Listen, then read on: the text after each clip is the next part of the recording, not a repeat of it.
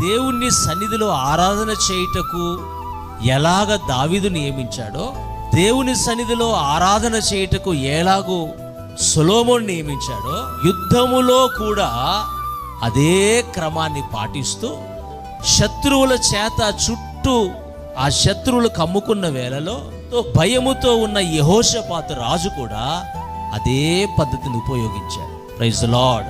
గాయకులను ముందు పెట్టి ఆయన కృప నిరంతరముండును, ఆయనను స్తుతించుడి అని ప్రభువుని స్తుతించడం ప్రారంభించారట.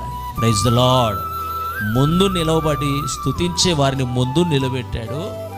ముందు నిలబెట్టి వారు స్తుతిస్తూ ఉండగా వాక్యం అంటుంది, సడన్గా దేవుడు ఆ యుద్ధములో జోక్యం చేసుకున్నాడట.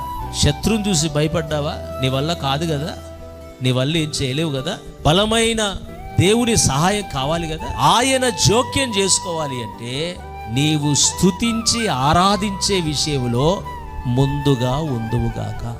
మన పోరాటములో ఆయనే దిగి వచ్చి పోరాడాలి అంటే మనము ఎల్లప్పుడూ ఆయనకు కృతజ్ఞతాస్తుతులు చెల్లించే వారిగా ఉందుముగాక.